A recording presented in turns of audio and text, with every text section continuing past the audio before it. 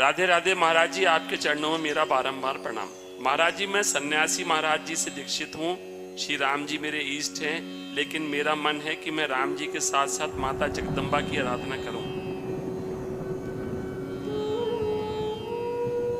इसमें कोई निषेध नहीं। राम जी की उपासना में तो कोई निषेध है नहीं। जानकी जी जब राम जी का वरण करने जा रहे हैं तो जगदम्बा की तो उपासना करती हैं और वो आशीर्वाद देती, मनुजाय ही राज्यो मिली ही सोबर सहज सुंदर सावर। आहा।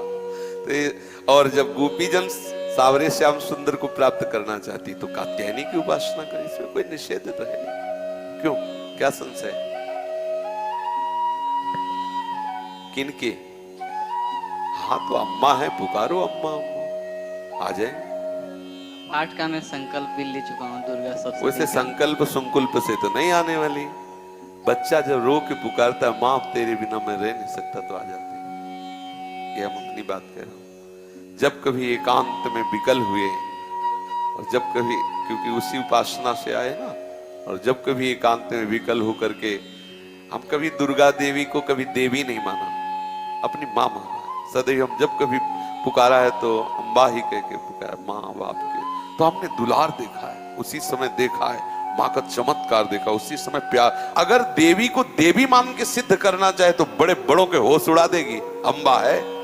एक बार वो जो महर्षि महेश योगी है ना, पधार गए, हालैंड में रहते थे। तो उनके एक गुरु भाई थे छोटे, तो उन्होंने देवी को सिद्ध करने के लिए पूरी व्यवस्था की और अनुष्ठान किया। देवी के मंत्र का अनुष्ठान किया। मंत्र का अनुष्ठान पूर्ण होने के पहले परीक्षा होती है। एक एकांत पूरा महल, उसमें हर व्यवस्था उनकी थी।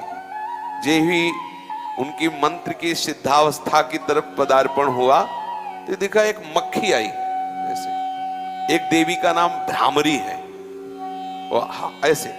तो एकदम दृष्टि बदली, जो मक्खी की तरह दृष्टि गई तो देखा एक नव किशोरी सुंदरी मुस्कुरा रही। बस विचलित हो गया, अंदर वो भाव नहीं रह गया माँ का। पागल हो गए, दिमाग खराब हो गया। देवी को कोई सिद्ध करना चाहे, जैसे हनुमान जी हैं, आप सियाराम की भक्ति जाओ, वो आपके बिल्कुल प्यार।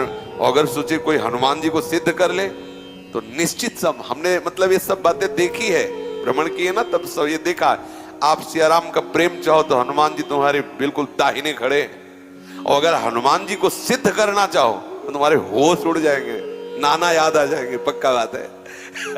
तो ऐसे ही देवी के दर्शन की लालसा हो और देवी को वात्सल्य भाव से पुकारा जाए, क्योंकि जगदम्बा है ना। निश्चित हमने ऐसे एक नहीं सैकड़ों बार इससे देखा है कि माँ बिल्कुल साक्षात विराजमान है और एकदम बिगड़ी बात को एक मिनट में संभाल दिया, ऐसा।